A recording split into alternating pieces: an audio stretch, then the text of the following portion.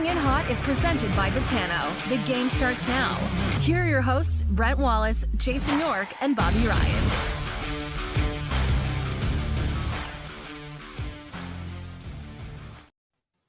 Happy Monday, everybody. Happy October. Welcome to Coming in Hot. Brent Wallace alongside our Nashville correspondent, no, not Bobby, Jason York. Good to see you, Yorkie, live from the hotel. Hi, Wally. Voice is a little rough this morning, and it's not because I drank too much. When you're in bars with loud music, and people know this, when you got to talk loud, right? So yeah. I got the little bit of the Nashville voice going on this morning. Don't tell me you were talking. You were singing all you could. I don't know about singing, but I was hearing some great. Anybody that's been to Nashville knows how good the live music scene is here. Wally, you've been here many times. So it's, you know, what's amazing, because a bunch of my friends were here for a 50th birthday party. Our good friend Heather and Justin, 8 couples, wow. 16 of us. 9 couples. There was 18 of us. There's me doing the old cheesy bus tour. Hey, here's how great this city is. A lot of people have been on bus tours and they go on vacation. Our bus driver he goes, all right, I want everybody to get a beat going. He starts clapping his hands, and the bussy starts singing, and he's got one of the best voices I've ever heard. So even the bus driver is musical in the city, but it's crazy. Well, you know this. You've been to a bunch of the country bars around here. You would think you walk in, here's your Pinocchio nose. You would think when you walk in there, you've heard, wow, that's one of the best singers I ever heard. That you walk into the next bar next door, yes, exact same thing. In our lobby bar here at the W Hotel, these 2 girls were sitting there having cocktails before we go for dinner, and I'm like, holy cow, this girl's and it's just repeat and rinse. Everybody here is so talented. It really is a great place. If you love live music, you love having a good time, you love good food, you love sports, pretty good town for you. So we were there not too long ago. One of the, I can't remember now. It's called the Old Red something, if I'm not mistaken. One of the country stars owns that bar. Massive stage. As you walk down Broadway, you're like, we'll just maybe stop in here and have a listen and then go for another drink at another bar. We stayed. The music was so good. We stayed there for a couple hours. It was I just enjoy it. And Tootsie's, of course, you have to go into Tootsie's regardless, and then you make your way through all 5 floors or whatever, and then away you go. Yeah, it really is something. But I don't know if you guys I don't know if Gavin showed the picture. Like when I played here back in 2003, 2002, it was busy, but it is a whole new level of busy now in this city. Constant. Like, it's nuts. Like it's the new Vegas. But just in my opinion, way better. Like it's just everything is at everything's right there, right downtown. Especially you love sports, Wally. Like, and it's seamless how it works. You go to a hockey game, you come out, you're right downtown. You go to the football game, same thing. You walk that beautiful pedestrian bridge, then they had 85,000 people at the football game yesterday. You never would have known it looking at the downtown because there's just so much. It's just so well planned out, this city. Cheaper and as also compared to Las Vegas, but we expect to get our check from the Nashville Tourism Bureau anytime now for our promotion of how great Nashville is. Yorkie, speaking of how great everything is, the Sens are our juggernaut. Right? They are 4-1 now in the preseason after last night's win in Cape Breton.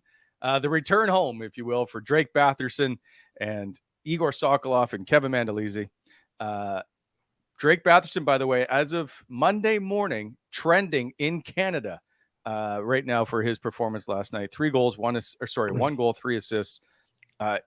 It's good to see him back, but and he had 7 shots on goal. He wanted to play well in that game in front of the team that he played as a junior with. Not only that, Wally, and we had him on the show, and it's no secret. Anybody that listens to our show and watches knows that we like Drake Batherson a lot as a player. I know Bob's a big fan as well. He was banged up last year. He played last year hurt. I think it was really important. Yeah, for sure. Have a good game in your hometown. Put on a show for the fans. But make no mistake, he wants to get off to a great start this season and get going. I think he is one of the most talented players on the team. And we talk about this all the time, Wally. That contract is so good. Like, Under 5. Under 5, top 6 forward. He's big. He's skilled. Protects the puck. And everybody knows how he can shoot the puck. A couple of those goals he scored last year on those little catch release, those little changing of the angle shots. Yeah, sure. He's got to fix a few things in his D zone, but show me a young player that doesn't. And I think I'm really interested not only with Drake, because DJ, the Sens coaching staff, that's been said from day one, how they're going to be a much better team structurally in their own zone. And to me, that'll be the early on in the season. We'll be looking for signs to see if they fix some of those things. And Drake is one of the many that's struggled in his own zone last year. But the talent is undeniable. So here's the thing, though. So we're going to get to Yuri Schmeckel and Shane Pinto and Roby Arvente in a sec. But with Drake, right now, it looks like he's going to move to the right side to let Tarasenko play on the left, or even not. Maybe Tarasenko moves up and Giroux moves down. I doubt it. I wouldn't want to see it. But anyway, let's just put Drake on the right. Is that a bit of a concern for you, for a guy that's trying to maybe figure out his way in his defensive zone, to put Drake over there? On his offside? Yeah. No, because I think if you watch how a lot of the teams in the NHL break out right now, everybody likes to come in over top and make sure you have numbers. It's called staying on top of the puck. So when you forecheck that way, a lot of teams do this, and the Sens love to do it.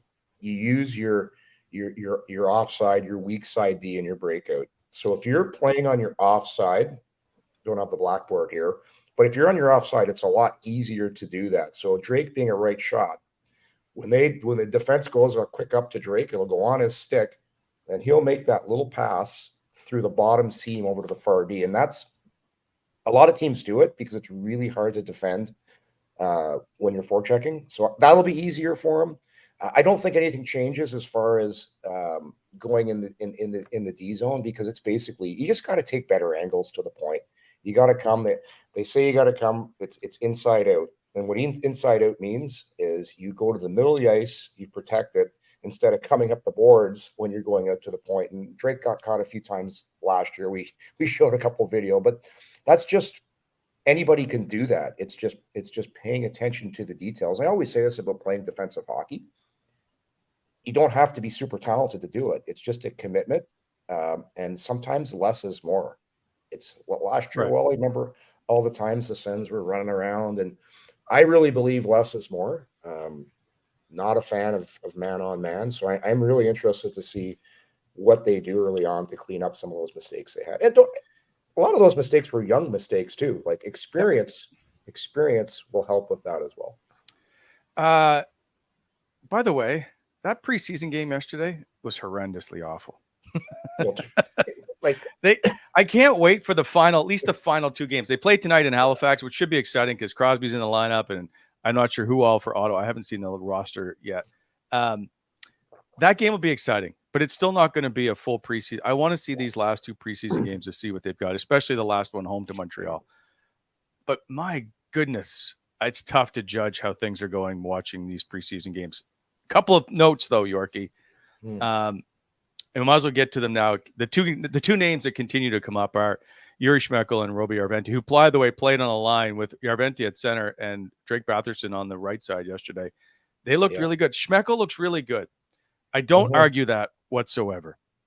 My concern is a couple of things. One, he's on a 2-way contract, and we understand right now the cap situation. And 2, he makes more money than Parker Kelly, Arvente, Igor Sokolov, I believe. All these guys that could possibly sit on the 4th line or play on the 4th line, he's the most expensive. And I think that's a concern right now. Now, he may earn a spot at the beginning of the season on the Sens roster based on however the Shane Pinto thing works out. I just don't know that he's able to stay based on his salary number at the moment. Yeah, it's all going to be dependent on what Steve Staios, Pierre Dorion can get done as far as who they move out to make room for Pinto. And I'll bet you they have a conversation with someone like that and say, hey, you've had a great camp. This is the problem. it's dollars and cents right now. It's a numbers game, as they like to say. Go down to the minors. You'll be back soon. Don't change what you're doing. Have a great conversation, because it is. It's they are so up against it right now, trying to figure out how to get Pinto in. So a guy like that just brings depth to the organization. But I'm with you, Wally. Like preseason, it's just anybody that's watching right now. The things I look for is a guy confident? Is a guy working hard? Is he dogging it? Nobody is anymore. So it's anybody watching and judging it. It's come on. Like, how about this? How about teams giving out game pucks for hat tricks and stuff in preseason? Was that Arizona? I think I forget. Like, when did we start giving out game pucks for exhibition games? Hey, Yorkie, it's entertainment. We're here to entertain. Can you just accept it and be happy for everybody to get a game puck? It come on, this isn't kids sports where everyone gets a freezy. Like you get game pucks in the regular season, but they don't count. The preseason points don't count, so you're not allowed to get game pucks. It doesn't matter. There's and by the way, I'm okay with anybody who gets a game puck. Let's all be happy for everybody. And but somebody in this roster is not going to be happy. Now, here's one thing that hasn't come up yet, because we keep getting told that Josh Norris is going to play in the preseason and whatnot. If he's not ready, because he's still on, I believe he's still considered IR. If he's not ready, you're going to be able to save that money at the beginning of the season until he's in the lineup. He'll be ready. I understand, but I'm just trying to talk some dollars here. Like, we haven't seen him yet. So is he in the lineup? Hopefully in the next couple of games here, but just throwing it out there. Now, this is a concern. Like, you know how much pressure there is to win off the start right now? For yes. Stuff? Yes. So he's playing. Like, if he is not 100%, he's not going to play. But Yorkie, I have a hard time seeing he's not going to be 100%. I agree. I'm just saying, technically, as of right now, he's still on LTIR. Yeah. The issue, if they're so concerned about off to a good start, is Shane Pinto. And one of the reasons why, and you can back me up, or you can argue with me, I suppose, or back me up, face-offs. Mm-hmm. You right now don't have they've been awful in face-offs in the preseason this year. You don't have Norris or Pinto in your lineup. And right now, that's a deep hole through your lineup if you don't get them into your lineup right away. So the problem, that's another issue with Shane Pinto for me. 100% agree. But the problem is now Shane Pinto has missed all of camp. Yes. So Shane Pinto is going to come in and start the season whenever that is and be rusty. So if you say, okay, we're going to rest Norris to start the season and we're going to bring in Pinto, it's going to be tough to get off to a good start if your top two centers is obviously Tim Stützle, one of the best young talents in the league, but Shane Pinto, a young player that's missed camp. I wouldn't feel good about that if I was a coach on the last year of my contract that really wants to get off to a good start.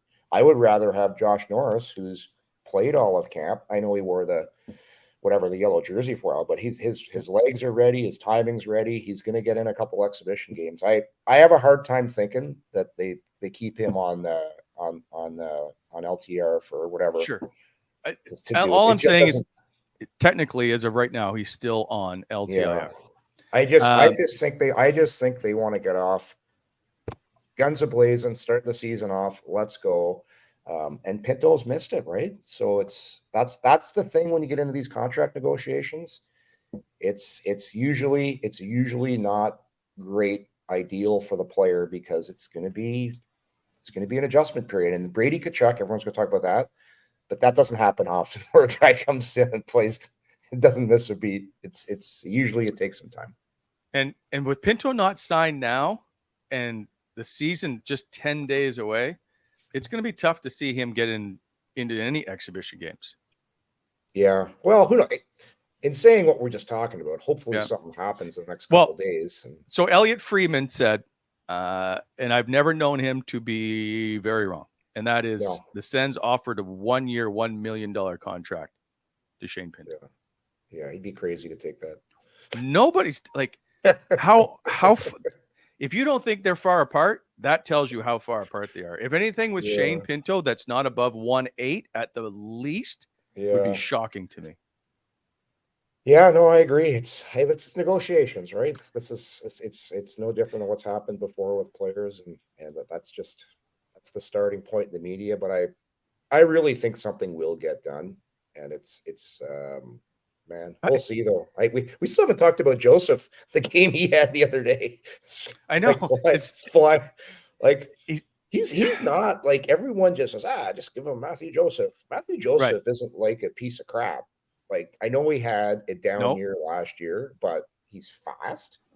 He's got pedigree. He played on a very good Tampa Bay Lightning team. And he's a very useful player. Like, this guy's an NHL player. So I wouldn't just be giving him away. And I'm sure that's how the Senators feel as well. Of, hey, let's give Matthew Joseph in a first rounder. Like, nobody in their right mind is going to do that. No. So a couple things. There's one, I want to get to it right now, but hold on. In the chat, they're talking about just giving a nudge deal to Pinto. Let me get back to that in a sec. One thing on Matthew Joseph, when he came in at the end of that season, he played on that top line and he had like 11 points in, I don't know, 13, 15 games, something like we know he can produce. We know he's a very good penalty killer. So just to erase him off the roster isn't what anybody wants. It's just a number. It's the dollar number.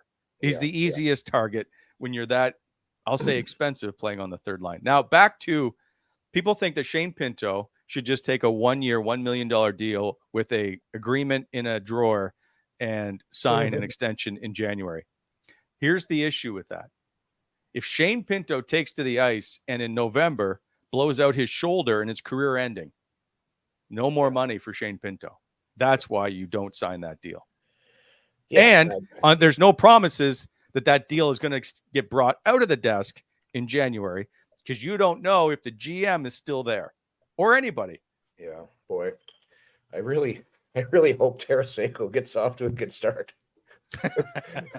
Like, that's $5 million right there. That's money for Pinto and money for probably a pretty good third line player. Depth. Yeah. Depth. So like I said, read Ian Mendes' article today in The Athletic. He does a pretty good job of breaking it all down of how they negotiated or signed Zach McEwen and obviously Tarasenko and all these players. Forgive me for not listing them off the top of my head right now. Travis Hammock's another one. Eric Brannstrom. All these guys before they dealt with their number 3 center, who easily is a top end player. But think about it. Yeah, think about it this way. Tarasenko's on a 1 year deal. He's, what is he, 30, 32 years old? The chances of him probably re-signing with the Senators aren't great. He's not. No, he wants to go to, as far as I know, wants to just do New York next year. One of the 3 New York teams. And I've said this I've been saying it for 2 years now. I really believe Ottawa's a playoff team this year, even if they didn't go out and sign Tarasenko. And I think next year is the year. I really believe this team can make a nice little run in the playoffs. They're going to be that much older, that much more experienced. They've got a ton of talent. They've got all the right pieces signed in the right places. And like, how good's Pinto going to be after this season? It's another year experience. And I scratch my head at the Tarasenko thing. And it's not that I don't like him as a player. I think he's a great player. I think he'd be a great addition on a lot of teams. But to me, like, scoring goals is not this team's problem. Depth is. Yes. Depth, defensive structure. This team plays hard. Like, coaching staff has always had this team playing hard. It's just they weren't a playoff team last year, not because they didn't score enough goals, because they had, number one, ton of injuries, very inexperienced, especially down the middle. And they didn't shore up the back end until later on in the season. And once they did, there were injuries there as well. So I just scratched my head on why I said, okay, we need goal scoring. It just doesn't make sense to me. But it's still a good player. But here we are. Pinto's not signed. And we'll see what happens here in the next couple of weeks. All right. So let's put the Pinto thing aside for a sec, although obviously it ties into every roster decision. Yuri Shmeko he's earned at least a look going into the regular season. Is he on your team to start the year? Not right now, because listen, he has he had a nice little preseason? Yes, he has, but I'm probably starting him in the minors, and it's almost like a little bit of a test. Go down there, don't sulk, do what you're doing, and go down there and manhandle it. Make it impossible for us to keep you down there, and then you sort things out. And who knows where your cap situation is, and potentially a guy. And who knows? You just don't like. Yes, preseason is here to evaluate, but it's not the be end and end all. Like, just because guys put up numbers in preseason, it's like people need to pump brakes here. Like, that's what I wanted to throw out there. You're not playing against NHL. It's not an NHL team you're playing against, especially these games when you go into play in like the Bear times and that. Like, yeah, it's good that you play well. Like, hey, it's a lot better than going in there and not scoring and not producing. But let's do it over time. Let's see how you do it in the minors here. Let's see how you do it for a couple of weeks. And hey, you're dominating the AHL. You are exactly what we thought you were.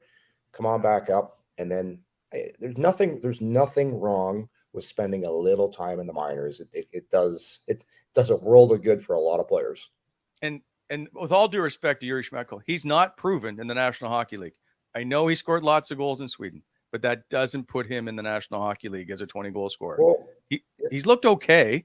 Like, yeah. I love his size. I like he's got some bite to him. He's got some hands. He has all those attributes. I just don't see him right now starting the season on the roster. All right, sorry, in the top 12. He might be 13.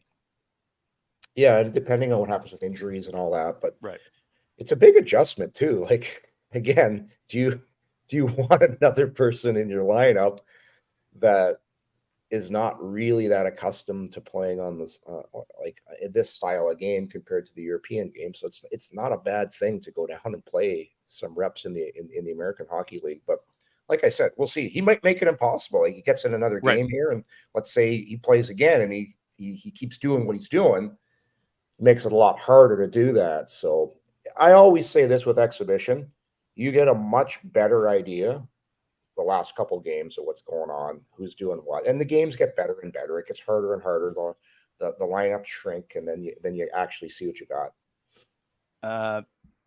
Mishko in the chat just said McEwen is proven. Well, one, he has a 3-year contract, and two, he's proven more in the National Hockey League than Yuri Schmeckel has. McEwen is not going down to the American Hockey League. I know. I will guarantee you that. But now, but that's a contract that doesn't all make a lot of sense. The 3 years is a lot for me, but he's not going anywhere. He's not going anywhere. He's starting here in Ottawa. He's on a 3-year one-way contract. Yeah. I'll be shocked. I'll be shocked if he goes to the minors. Yes. So there have been good performances. Obviously, Järventie and Schmeckel stand out the most. I just don't think they're going to find their way into the lineup to start the season, but we'll see. Quickly before we move on to the D and Lassie Thompson, I would like to remind you, our show, as always, proudly presented by our good friends at Pitano. Go to Pitano, download the app. Lots of things that happen on at Pitano. Now we talked about the plus 17 points for football. If your team is ahead, you win. Same things for hockey. If your team is up by 3 goals at any point in the game, you automatically win. So something to take a look at when you register at Pitano. The 3 goals ahead is pretty cool. Also, this Friday is a live hockey trivia, Yorkie. So I'll be part of that. More information to come here, but look forward to Friday live hockey trivia.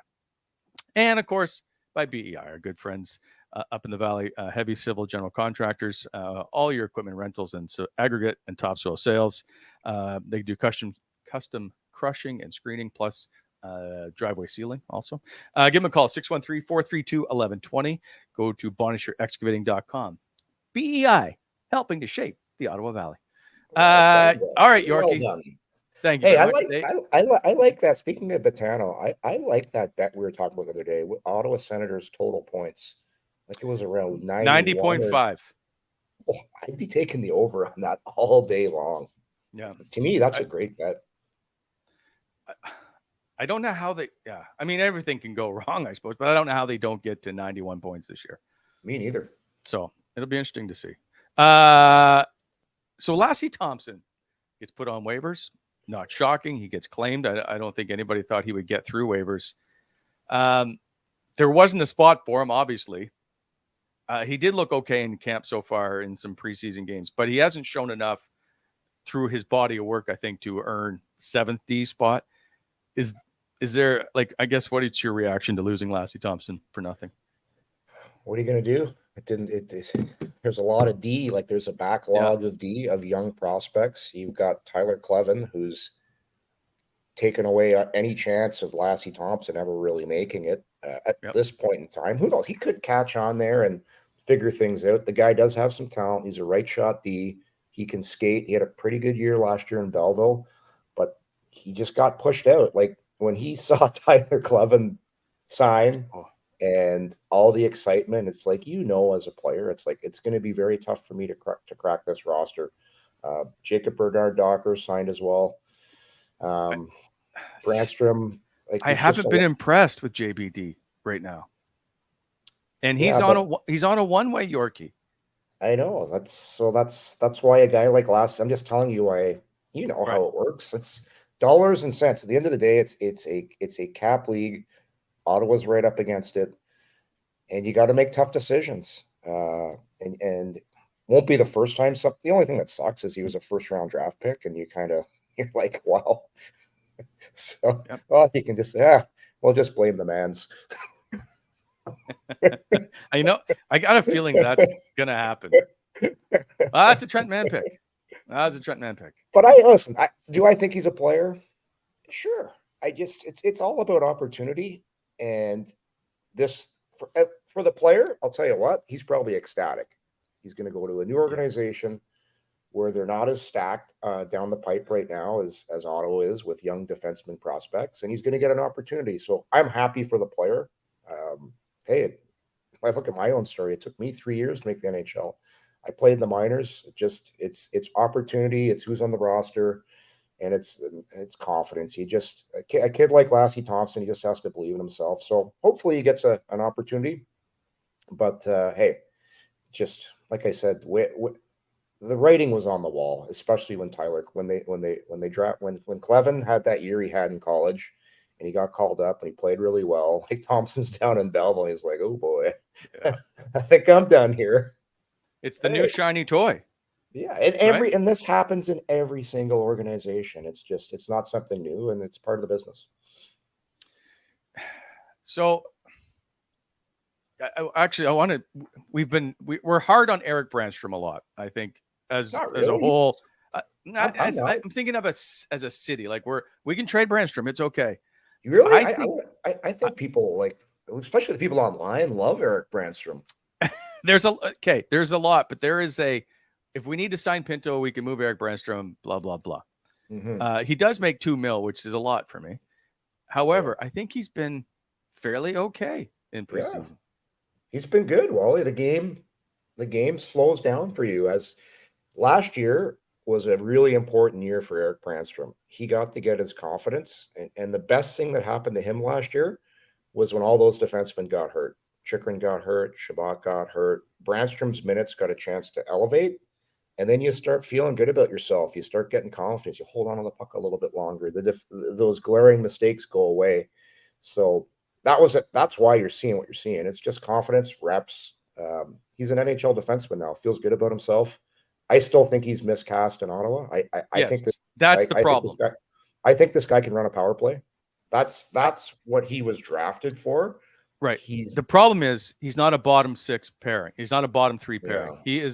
He's a number 4D. He needs to be in that kind of spot. And in Ottawa, that's not where he's going to be. Well, because here's the thing. When you're a puck moving defenseman, it's really tough to, we got a power play. You're not going on. Another power play. You're not going on. You've now been on the bench for for 6 straight minutes, and then you got to go out and you got to get the puck and make some plays. Usually a bottom pairing defenseman gets the puck, and it's a very simple play. He's not making plays with his feet, with his elusiveness, of evading forecheckers. He's not a player like Erik Brannstrom. So I think he will help as far as the breakouts go, though. Like, he's good at moving the puck. He's good at breaking the puck out, and that's a good thing, especially in today's league. Come playoff time, sure, I'd love a bigger body in my 5th, 6th role, but he's a nice insurance policy to have as far as injuries go. But if I'm Erik Brannstrom, the player, on a 1-year deal like he is right now, he's on that making $2 million. I would want an opportunity to be a power play guy, because that's what I'm best at.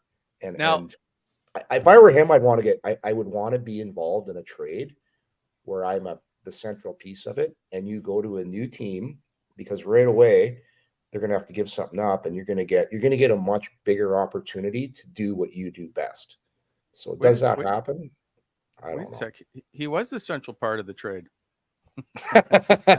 Yeah, but I'm moving on. Things change, so it's like, hey, Jakob Chychrun comes to town. Now there is one thing. So they have JBD, Jacob Bernard Docker. He hasn't looked great to me in camp. So Erik Brannstrom needs to step up this year to be in that top 2 or bottom 2 pairing, if you will, with Travis Hamonic. Like, there's nobody pushing Erik Brannstrom right now. Got an A on the other night, didn't he? Yep. You just told me the game before when I said Josh Bailey had an A. You're like, it doesn't matter. I didn't say that. Bobby said that. I said it matters. I said Bailey's making the team. So again, it absolutely matters. I thought the same thing, and then you guys dismissed. Well, I thought it was both of you. So no. I apologize. I saw the Brannstrom had an A, but back to Josh Bailey. I don't know how he makes the roster. I understand all the outside politics that he knows Jack Campuano and he knows DJ Smith and he's played 1,000 games and he can do all kinds of things. I don't know how he gets a contract. Well, I think if they didn't have plans for him, they would have released him by now. Give him an opportunity to go somewhere else, right? Yeah, why keep a guy this long if you don't have plans for him? You wouldn't do that to a guy that's like, everyone's talked about the amount of respect they've given him. They gave him an A and all this. It's like, well, listen, we really like you. That's why we're telling you right now that we're not going to keep you. So if you have an opportunity to go somewhere else, I just think with the whole Pinto situation, it's an insurance policy. Yes. For you. But if you sign him, then you've got to, I guess you can put him on waivers after, but he's got to agree to that deal too. Why wouldn't he? Well, because veterans that don't. The only thing he could do is be sent down and then say he's retiring. Yeah. Well, I think he's played well enough to garner strong consideration to make this team. Just that bottom 6 doesn't have a lot of guys. Like, it's nice to have a guy that you can move up and down the lineup that knows exactly how the league works and settles things down as a really smart player. Is he going to produce a ton of points? Probably not, but it just gives you a lot of flexibility. And coaches love having guys on that they know, they trust, and they know is a good person. Like, it's going to help your room. Okay. All right. Enough with the room stuff. We have enough players in the room that can help with the room. Here's my Ridley Gregg. I would think would be the 3rd line center on this team. And no disrespect to Mark Kastelic, I think he's just the better 4th line player to be in that role. Would you take Josh Bailey over Ridley Gregg in your 3rd line center spot? Well, I want to see how Ridley Gregg does here. Like, I talk about exhibition not being that vital for certain players, but it's more vital for guys like Ridley Gregg. Like, I want to see what he does here in the last couple games. No, I think where this team is heading for the future, he's a central piece that you want him playing right now and getting reps. I think there's a room for both. If you do the numbers with Shane Pinto out of the lineup, I think there's room for both. But you have to make room for Shane Pinto. This is the problem. Well, yeah. It's not like he's hurt. They need to make room for him. Yeah, but it's like, hey, it's not. This isn't something that doesn't happen where this bleeds into the regular season. Like it's a game right now you're playing of chicken with the player. The player's agent's playing it, the team's playing it, trying to find common ground. It's a negotiation. It could take some time. It might not, but oftentimes it does, right? Was it not Toronto? Who am I thinking of? The RFA Nylander. Did he not almost sit till December? It was late. Was it not? Remember that? Yeah. Like it's not uncommon. Like, so yeah, and especially if Ridley Gregg plays really well in training camp, like, well, it's an opportunity for him, right? Yeah. And that puts the organization views that as putting more pressure on a young player who's watching another young player do his job. And especially if that Ridley Gregg plays well, it brings more pressure to the situation. And it's part of the business. Like, that we all know that. It's just, how long is it going to take? Like, unfortunately, when the player is looking at, the player always wants the team. Publicly they'll say they want the team to do well, but you don't really, because if the team's not doing well, there's a better chance of you signing. Well, that's right. Do you start to plan? Maybe I look at the 20 game mark and see where they're at. Yeah. I never was a holdout. Like, I went to arbitration once. He doesn't have arbitration rights, Nope. But that's why that's so important for some players. You avoid situations like this because a lot of teams don't have a problem doing this. It's part of the tactics. So it's like I said, it's very tough for all parties involved. The coaching staff, they're not liking it either because he's an important player. Like, so it's not good for anybody. I can't stress how important your three centers are to your hockey team. Yeah. Exactly. And not only that, it just moves people around that shouldn't be in certain spots. And that affects how your team plays too. Mm-hmm. But hey, Ridley Gregg's happy. He's like, take your time. I'm liking this. I'm good. Don't rush. Pins. Don't rush. I'll take care of things for you here, Pins. One thing that has looked good, and that's their goaltending so far, or at least I'm talking about Korpisalo and Forsberg. They look ready to go. I'm really excited to see how Anton Forsberg's going to play this year. I think and remember going back earlier in the summer, people were skating with him going, he looks really, really good. And that's how I based how he's going to progress into this season. Like, players are excited to see how Anton Forsberg's going to play. I've always liked Forsberg as a goaltender. For me, I look at work ethic, and this guy works his tail off. We've brought this story up, I don't know, 2 or 3 times. Riding the bike on Christmas Day, coming back from injury last year, trying to just get any advantage he can. I love that, especially with a goaltender. I play with a lot of goaltenders that are pretty lazy. This guy is the opposite of lazy. Who? I'm not throwing anybody. Give me one. That was a long time ago when guys didn't train and work hard. They're just naturally good at the position. A lot of guys that didn't train, but I love this. I think he's a real deal. I thought that Korpisalo signing was very good. I think they've got one of the best tandems in the conference. I really do. Yeah. I think they're in a very good position if these two stay healthy to have one of the best tandems in the league.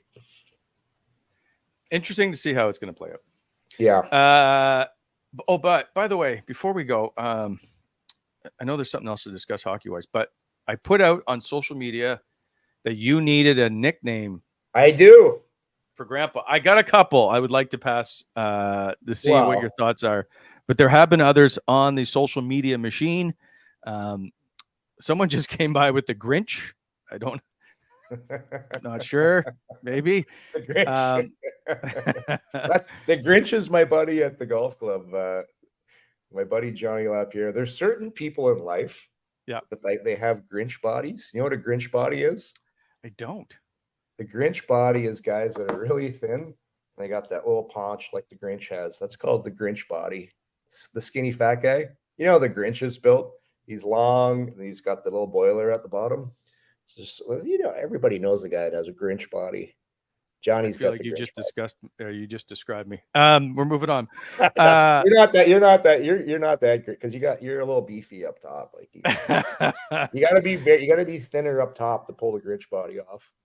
Papa J-O, PP, as your love for PP. Pop, Poppy, G, Sens Pa. I have a couple. Big Poppy. I know somebody else has taken it, but I feel like that could be good. And did you ever watch the show? Oh my God, the Jersey Shore. No.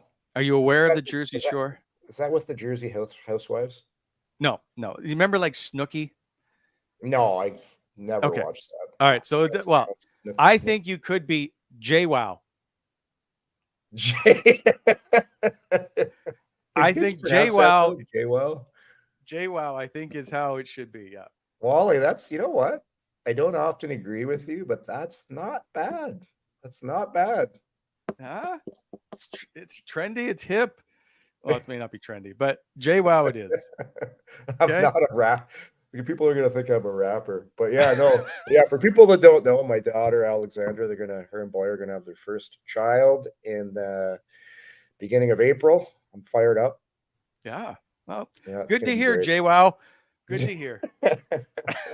Hey, it's a good suggestion, but I want more suggestions. Like there might be better ones. Like I didn't mind the second one you said there, not JJ. The other one before that, Dave. I think Dave sent it in. Oh, what about Big Poppy? I don't mind. No, that's the guy. That's the guy from. He's retired. Boston Red Sox. Yeah, Ortiz. But I don't believe the two of you will be in the same room. But at the same time, Big Poppy, and you both turn around. Okay, if you've got Big in front of one of your names, you've got to be big and jovial. And I'm not that guy. I don't got the big boiler yet. Wait, didn't Bobby call you like Big Pot? Like what was his nickname for you? It started with Big. Big Yorkie. See? Now I come with Big Poppy, and you're like, no, that's ridiculous. Andy Delmore, who I played with at Nashville, good buddy of mine, assistant coach for the Windsor Spitfires. He used to call me Beef Yorkie. Beef Yorkie. That's not very nice. Yeah, Beef Yorkie.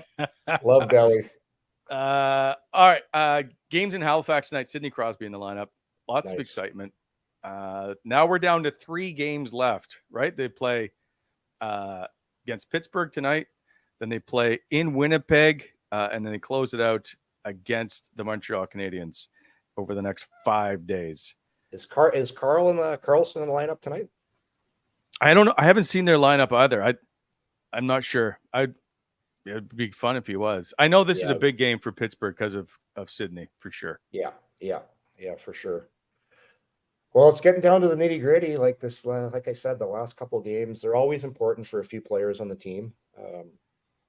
Bailey, Ridley, Gregg, a couple of those spots. Jacob Bernard Docker, very important games for him, even though he's on the one way. Yep. So no, it'll be good. It'll be fun to watch. Does Shane Pinto get signed before the start of the season, Jason York? I'm gonna say yes.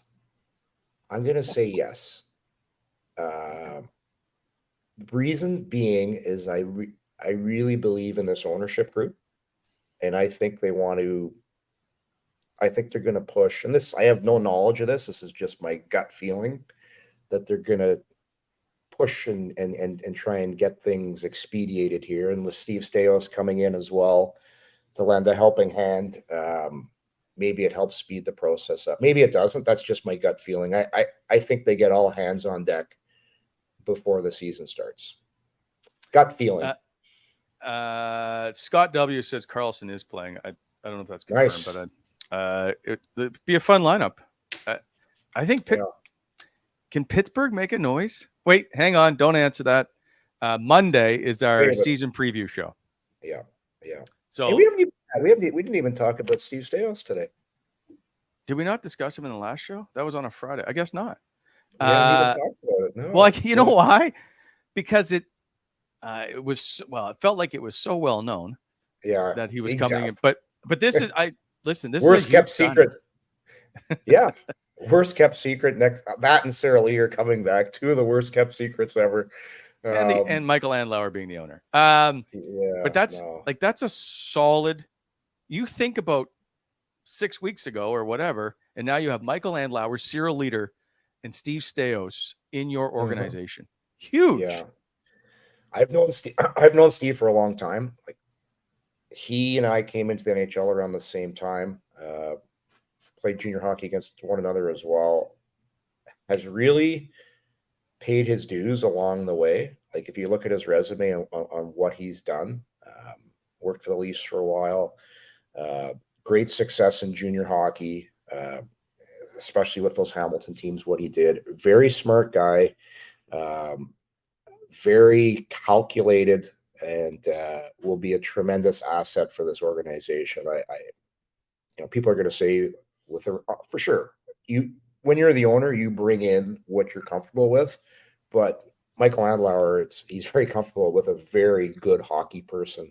This is an excellent move for the organization, and just more people in the hockey ops department, and now someone overseeing the entire department is it's something that was badly needed, and now it's just more eyes, more opinions, more debate, more talking about things.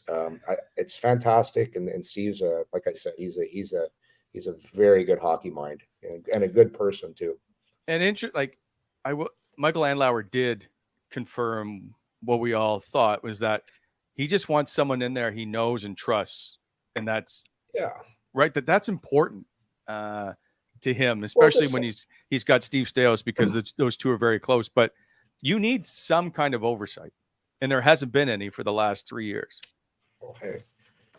You just spent close to $1 billion on a team with, like, I would be doing that. Yep. You're damn right. It might be more than one person too. Yeah. So it's just, hey, this is your most valuable. This is anybody that saw Michael Andlauer, like, he is so passionate, and like I said, everybody knew this was going to happen. It's a great move. And I just know from my experiences, knowing the type of person Steve Staios is, knowing what he's done, it's an excellent move for the organization. Now becomes, what does Steve Staios do with this organization, right? What's his plan to build this hockey ops department? And I think that's interesting. Obviously, I don't know how Daniel Alfred is not part of it, right? That would be interesting to see how where he fits into all this as well. Yeah, everything in due time. Like, I would say things have happened pretty quickly since the keys to the Senators have been handed over to Michael Andlauer, and now you've got a person in the position that's going to make the moves as time goes along. And I think things have happened very quickly, and I think in due time Daniel Alfredsson will be part of the Ottawa Senators. It's just things take time to work out and see what the role is going to be. But I do think at the end of the day, he will.